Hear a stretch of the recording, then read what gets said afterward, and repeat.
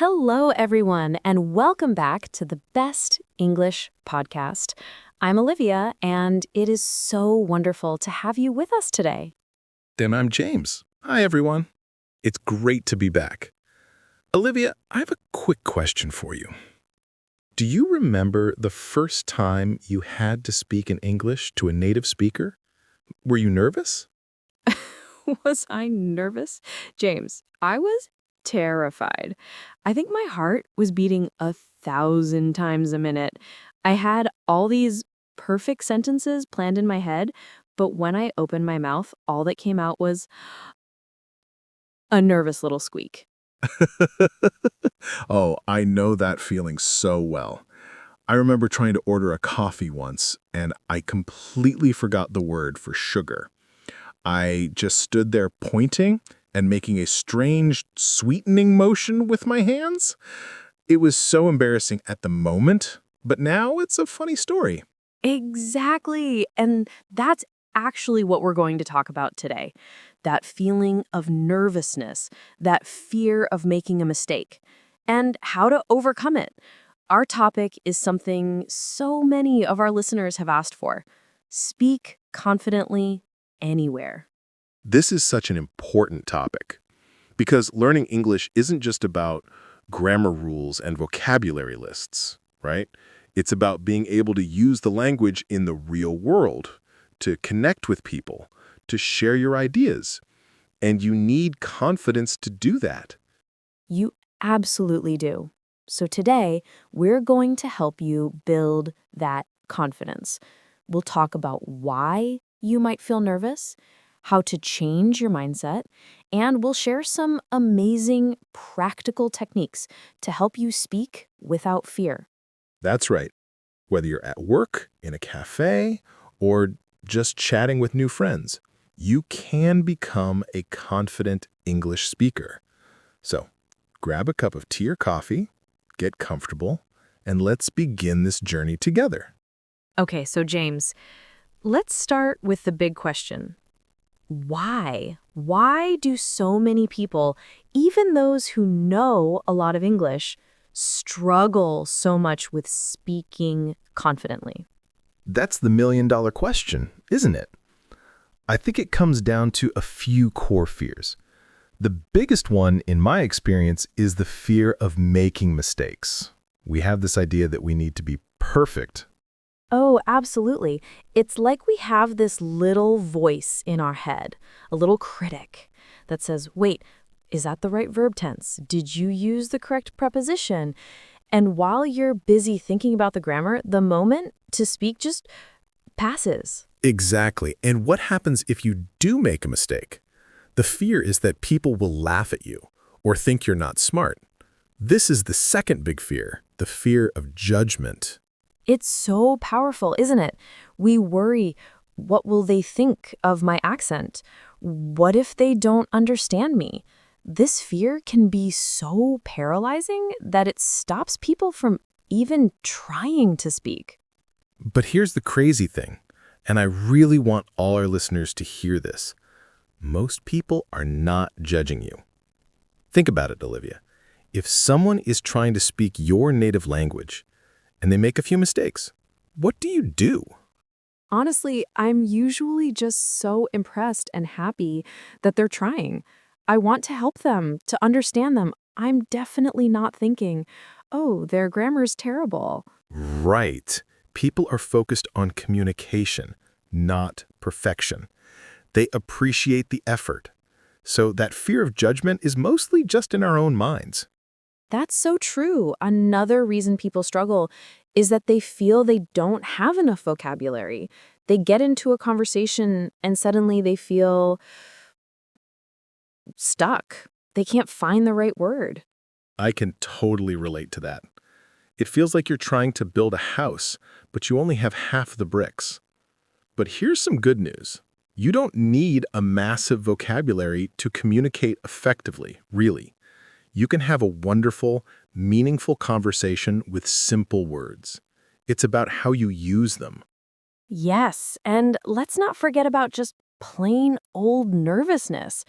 Sometimes it's not about the English at all. It's just about being shy or being in a new, unfamiliar situation. Your palms get sweaty, your mind goes blank. That's a very real thing. I had a student once who was brilliant. She could write amazing essays in English. She understood everything. But in a group conversation, she would just freeze. She was too nervous to speak. Oh, poor thing. What did she do? We worked on it together. She started with very small steps, just saying hello to the shopkeeper in English, then asking this simple question. She practiced saying a few sentences out loud at home every single day. And you know what? After a few months, she started participating in class discussions.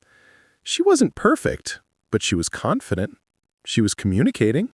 Wow, that's such an inspiring story. It really shows that confidence isn't something you're born with. It's a skill you build step by step. And that really starts with your mindset, doesn't it? It all begins inside your head. It really does. Confidence begins from within. So let's talk about that next. How to change your way of thinking to build a strong foundation for speaking confidence. Okay, so we've identified the enemies: fear of mistakes, fear of judgment, and feeling unprepared. Now let's talk about the solution. And as you said, James, it starts with a mindset shift. Absolutely. Many learners have this belief that they must be perfect before they can be confident. But that's completely backwards. Confidence doesn't come from being perfect. Confidence comes from accepting that you won't be perfect. I love that. It's about focusing on progress, not perfection. Think about a baby learning to walk. Does the baby fall down once and say, "Oh, that's it, walking is not for me, I'm a failure"? Of course not. The baby falls down, maybe cries for a second, and then gets right back up and tries again. It wobbles, it stumbles, it falls hundreds of times. But every single fall is part of the learning process. Making mistakes in English is exactly the same. It really is. So the first and most important mindset shift is this: see your mistakes as learning opportunities, not as failures. Every time you say a sentence that isn't quite right, you've just learned something. Your brain is making new connections. A mistake is proof that you are trying. I couldn't agree more. And that leads to another powerful idea: positive self-talk. The way we talk to ourselves in our heads has a massive impact on our confidence. Oh, it's huge. So many people walk around with a negative voice in their head saying things like, "My English is terrible," or "I'll never be able to speak well," or "I sound so stupid." If you tell yourself that all day, how can you possibly feel confident? You can't. It's impossible. But what if? What if you decided to change that voice? What if instead of "my English is bad," you started saying "I'm improving every day"? Yes. Or instead of "I can't speak well," you say, "I can communicate my ideas." It's not about lying to yourself. It's about focusing on the positive and the progress you're making. Your thoughts create your feelings. If you think positive, encouraging thoughts, you will feel more confident and relaxed. I love that. And here's a really simple but effective trick for our listeners. I want you all to try this tomorrow morning.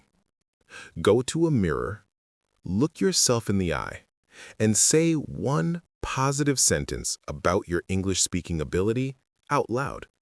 It could be, "I am a confident English speaker," or "I am brave for learning a new language." That's a fantastic habit to build. It feels a little silly at first, maybe, but it genuinely works. It trains your brain to see yourself as a capable speaker. And one last thing on mindset, and this is a big one.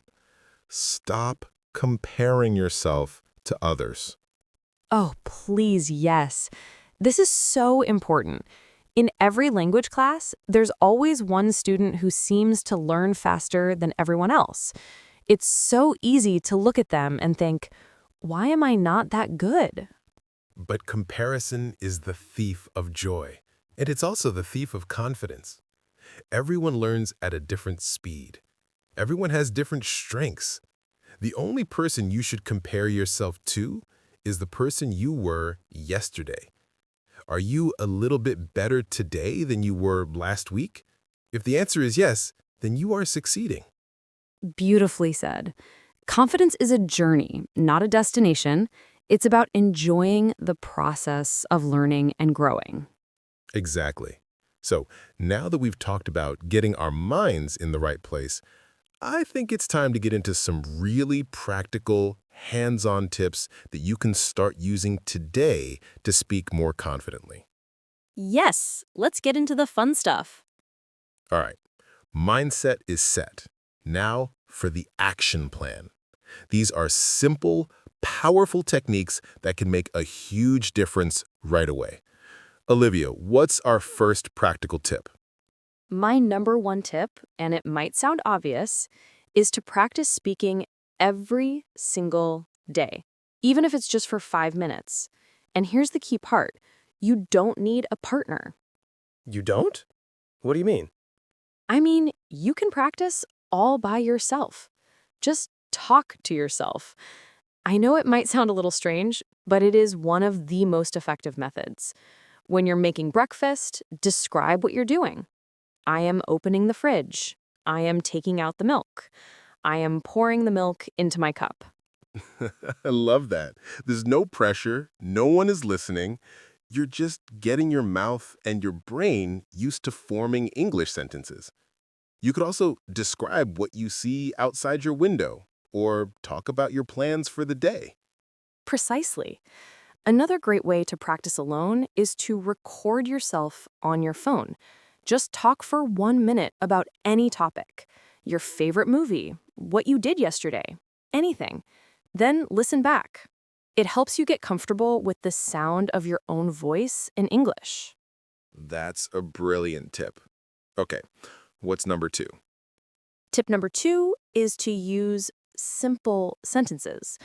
So many learners feel nervous because they try to build these long, complicated, intelligent-sounding sentences, but confidence comes from being clear, not from being complicated. This is so true. Even native speakers use simple, direct sentences in most daily conversations. You don't need to say, "Pardon me, I was hoping you might be able to provide me with some information regarding the location of the nearest train station." Exactly. Just say, "Excuse me, where's the train station?" It's clear, it's effective, and it's much less stressful to say. Keep it natural and easy. Your goal is to communicate, not to win a literature prize. I love that. All right, what's our third tip? Tip number 3 is a game changer for many people. Focus on fluency, not on grammar. Ooh, I love this one. Can you explain what that means? It means that when you are speaking, your main goal should be to keep the conversation moving forward. Don't stop in the middle of a sentence to worry about a small grammar rule. Don't pause for 10 seconds trying to remember the perfect word. Just keep talking, even if you make a few mistakes along the way. Right. Think of it like a flowing river. If you stop to check every drop of water, the river stops. But if you let it flow, it reaches its destination. If the person you are talking to understands your message, then your English is working. That is success. What a great way to see it. Okay, on to tip number 4. Use your body language and facial expressions. Confidence isn't just about the words you say, it's also about how you say them. Yes, this is so powerful. Before you even say a word, you can look confident. Stand or sit up straight. Pull your shoulders back. It sends a message to your own brain that you are ready and capable. And smile. A smile is a universal sign of friendliness. It makes you seem more approachable, and believe it or not, it can actually make you feel happier and more relaxed.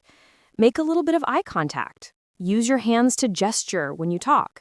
It makes you more dynamic and engaging.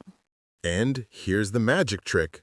When you act confident, you start to feel confident. It's a fake it till you make it strategy that really works. It really does. Okay, and our final practical tip, number 5. This one is so simple but so often forgotten. Slow down and breathe. Ah, this is my favorite. When we get nervous, what do? We start talking really fast, right? And the faster we talk, the more mistakes we make and the more nervous we get. It's a vicious cycle. Exactly. So before you answer a question or join a conversation, just take one quiet, deep breath. It calms your nervous system instantly. And then make a conscious effort to speak a little more slowly than you normally would. Speaking slowly has so many benefits. It gives you more time to think about what you want to say. It makes you sound more thoughtful and in control. And most importantly, it makes it much easier for other people to understand you. Absolutely. So let's do a quick recap of those 5 amazing tips. 1. Practice speaking every day, even if you're alone. 2. Use simple, clear sentences. 3. Focus on fluency and communication, not perfect grammar. 4. Use confident body language and smile. And 5. Slow down and remember to breathe. That's a perfect summary. These tips are the building blocks.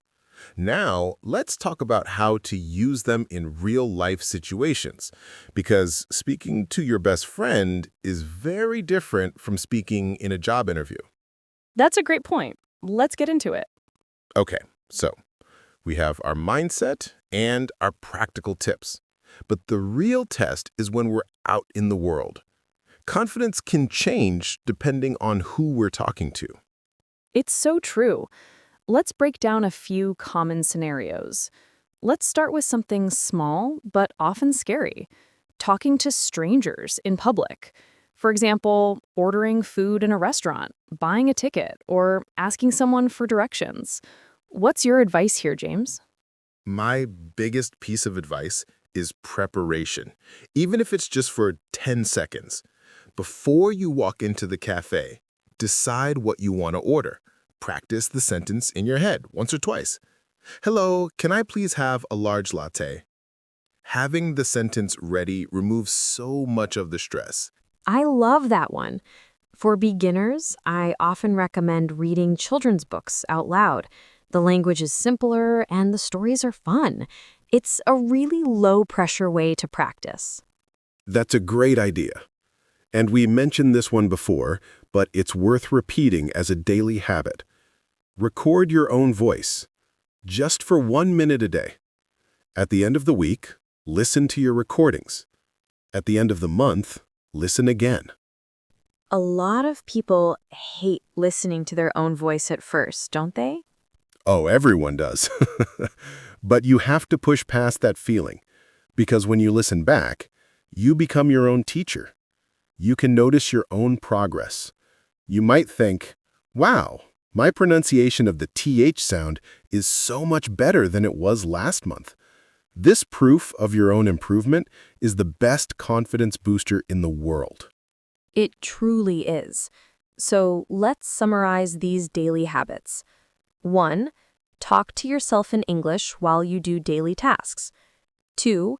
Practice shadowing a native speaker for a few minutes. 3. Read something in English out loud every day. And 4. Record yourself speaking and listen for your progress. If you can choose just 1 or 2 of these and do them consistently, I promise you, your speaking confidence will grow faster than you can imagine. It's like going to the gym for your English skills. What a perfect analogy! You don't see a muscle after one visit to the gym, but after a month of consistent effort, you see a real change. It's the same with speaking. Exactly. Wow, we have covered so much today. From the psychology of fear to practical tips and daily habits, it feels like we've built a complete toolkit for our listeners. I think so too. And I hope everyone listening feels inspired and empowered. I think it's time to share some final thoughts and a little bit of encouragement before we wrap up. Wow, what an episode. We have talked about so much today, and I just want to take a moment to speak directly to everyone listening right now. I want to remind you of something incredibly important. What's that, James? Confidence is not about being perfect. It is never about being perfect. Confidence is about being brave. It's about trying, it's about learning, and it's about improving, step by step, day by day. That is the most important message. Every single fluent, confident English speaker you admire started exactly where you are now. They started as a beginner. They felt nervous, they made mistakes, they forgot words. The only difference between them and people who give up is that they kept going. They had persistence. They embraced the process. So please, don't wait for a perfect moment to start speaking. That moment will never come. The perfect moment is right now. Yes. Take one small thing from our conversation today and apply it immediately. Maybe your goal for today is just to say hello and thank you in English to a shopkeeper. Maybe it's to record yourself speaking for 30 seconds. Choose one daily habit we talked about and start it tomorrow. Speak English today, even if it's just one sentence spoken to your reflection in the mirror. Every time you open your mouth and try, you are getting stronger. You are building that confidence muscle.